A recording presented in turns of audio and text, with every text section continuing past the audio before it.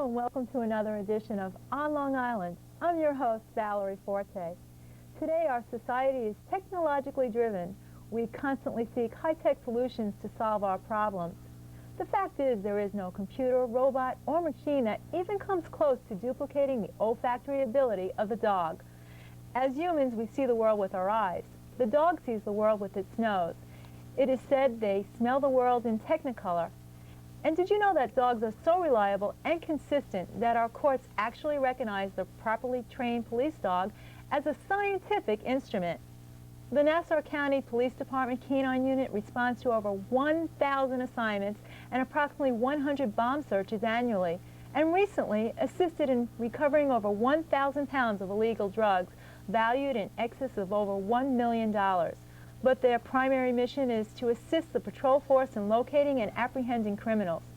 Here to show us how the Nassau County Police Department Canine Unit serves our community is Chief James Garside and Lieutenant Michael Gould. Gentlemen, thank you so much for joining us on Long Island. It's a pleasure. Chief, could you just tell me, how do you define the role of the police dog in law enforcement? Well, in Nassau County, our canine unit is primarily there to assist the patrol force and the detective division in apprehending people. They're a sophisticated tool in finding people, and also in searching, particularly for illegal drugs or possibly bombs or even weapons, guns and ammunition and the like. The dogs are capable of doing that. Mike, I'm sorry, I forgot to introduce us and the viewers to this very special guest that we have with us. Would you help us out? Sure. This is my canine partner, who coincidentally, his name is Chief. And when I say partner, he truly is a partner. He patrols with me throughout the county on a regular basis, mostly at evenings, and our primary mission is to apprehend and locate criminals. How old is Chief? Chief is a 5-year-old German Shepherd. And what do you look for in a dog? We look for similar qualities we would look for in a police officer that's going into the police academy. Courageous, athletic, intelligent, suspicious, sometimes suspicious, passive personality. Not a very neutral personality, I should say. Neither overly aggressive or underly passive, just very stable. And as you can see by him lying here, he's quite social. Well, I'd like to take a look now at Chief in action. Great. Yeah, I believe we have a clip that will kind of illustrate some of the things we do on routine patrol. What you're going to see is a reenactment, basically, of calls that we would respond to on a regular basis. One thing I would like the viewers to imagine that this is taking place in total darkness, because this is when the dog is of most value to us, when we can't see. So this is a vehicle who a police officer is following, and he believes it to be suspicious. And this is something, again, that happens rather routinely. And he goes to stop the vehicle, and you're going to see that the suspect, for unknown reason, decides to run from the vehicle. And at this point, again, if you can imagine this being in total darkness, and this is what the police officer is faced with. He has no idea of what he has. So he will get out of his car, of course, radio for assistance, and he attempts to go after him, but he realizes his limitations, and not to put himself in any more danger, he stops at that point. And he calls for the canine unit, which is, of course, our specialty. And here you'll see this suspect, as he runs, he appears to be throwing what looks like a gun out of his hand, and later on you'll see that the dog is actually trained not only to find the suspect, but to find the proceeds, or in this case, the gun, as evidence. And here the officer, as I said, contacted the canine unit. I responded with Chief, and now you get an opportunity to kind of see him in action. He's kind of directing me the last known location, and that's where we would start with. And Chief is trained to follow human scent, the most recent human scent in the area. And you'll see me deploy the dog, and you'll notice that he could go either way. He could go right or left. I'm not directing the animal. And he chooses to, his nose will actually be in the footprints of where that suspect had taken off to. He's filling me in on some generic information. I would be, of course, establishing a perimeter of other police officers and directing him to get other police officers and maybe a helicopter to assist us.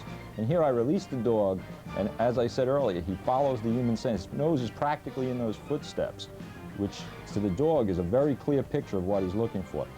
And at this point, we don't know where the suspect is. The dog is clearly alerted to the suspect. Now, we're going to treat this person as a felony suspect, where the dog, I want in this case for illustrative purposes, for the dog to physically apprehend the suspect. You know what I find interesting, Mike? How the dog is learning how to go up that mountain of tires. And this is when we talk about agility, agileness, the dog's ability this was the first time we did that. There he locates the suspect that clearly would not have been located, particularly at nighttime. I call the dog back to me when the man surrenders. And again, this is a very unstable environment, very dangerous environment for police officers to go, so we avoid that. And in this case, we safely take the dog. He's guarding the suspect, as you'll see. He's a little hidden there, but he's guarding the suspect. And the police officer safely takes him into custody without jeopardizing any other further police officers. And in this case now, because the police officer identified the fact that he may have had something or thrown something, which, again, this is something that we face all the time. And the dog's highly developed sense of smell is going to go into this area where I couldn't walk into this area. The brush was so thick there. And I had an idea of where the weapon may have been. And you'll see shortly that the dog will enter into this, and again, operating with his sense of smell, not his eyes. He'll smell the fact that the weapon is in there. He'll go in and he'll actually pick it up and bring it to me, which, again, I find this to be, and these are the things we like to emphasize with the dog. And there you'll see that the gun is actually in his mouth. For safety purposes, I probably would have him release it at that point, but for demonstrative purposes, he has the ability. Now we have a narcotics dog, and as you said before, this particular dog just last week assisted in the recovery of over 1,000 pounds of marijuana. And here, as another routine operation, we're going to search the suspect's vehicle to find out why exactly he ran from us, and maybe, you know, he will develop our case, if you would. So here, this particular dog is a specialized narcotics detective dog, and he's working the car at the direction of the handler, and it's a teamwork. It's not just the dog. The handler is looking for signs, that may be subtle signs, and here the dog is clearly indicating to this one can. There's 6 cans, or 6 or 7 cans there. The dog is focusing in on this one particular can. And as you'll see, to him it's a game. Now the handler obviously knows there's something involved there, and it's actually a hidden compartment where the top screws off, and this is where we actually recover drugs. This is a hidden, and there's a very small amount of marijuana secreted in that beer can. You know what, Mike? I'm watching all this, and I was really amazed how that dog was just learning how to climb as it was doing it. It was climbing up the tires, because it's not natural for a dog to climb up the ladder. No, it's not. If you think of your family pet at home and think of them lying here or doing some of these tasks that you'll see these dogs doing, it's truly amazing. What are some of the other ways in which the police dog is utilized? Sniffing out bombs or something? Right, and I believe we have a clip. Just recently we participated in the Goodwill games at Eisenhower Park, and there was a certain threat level associated with the Atlanta bombings, and we utilized our dogs to check vehicles. As you see here, we have an explosive detector dog on station here, assigned to check vehicles coming into, in this case, this was the new aquatic center. And these 2 police officers are checking, and they're going to request an explosive detector dog respond. And in this case, he was standing by. Again, this is for illustrative purposes. And this particular dog's specialty is to find explosive substances. And he can actually find traces of explosive substances and various different substances. So you'll see the handler, Police Officer McGinn, will respond with his canine partner, Rudy, and he's going to search this vehicle. He's going to instruct the officers to have the operator of the vehicle come out, open all the doors, excuse me. He's instructing him on what he would like before he allows the dog to start his search. And he does a routine search. He starts from the back. And one of the nice parts about this is the dog actually gives us, you know, the legal issue, the dog gives us probable cause if he alerts on something to actually enter into a closed trunk or a briefcase. And here the dog is going to start working outside. And again, he's following the handler's direction. Wherever the handler's hand goes, the dog's nose goes. So he's really, he's not a dog handler, he's really a technician, if you would, because he's reading this dog, he's controlling this dog's head movement. And the dog's head is like a computer. His nose and his olfactory is 1/3 of his head. And this is what makes these dogs so unique. And the fact is that the dogs do this because they enjoy it. They're not forced to do it. They actually enjoy this work, and they're social creatures, so they work for the reward from the handler, the praise, the physical praise the handler will give him. Here you're going to see, now this dog can't touch explosives, obviously. He'll sit when he senses some explosive. Now he smells something, and he'll sit, and that's the indication to the handler that there's an explosive device. And then I just bring that out, and that basically what that is, 10 M80s wrapped together. Mike, I'm really surprised about how well the dog's nose works. I mean, as you said, if you picture this happening in the dark, there's no way that we could even do this. No one could ever duplicate the dog. Right. I would like to know a little bit about when they apprehend a criminal. How does that work? Well, it's one of the things we don't do often. We focus in on the dog's ability to find things using his nose, but these dogs are trained to apprehend criminals in two different ways, physically or what we call passively.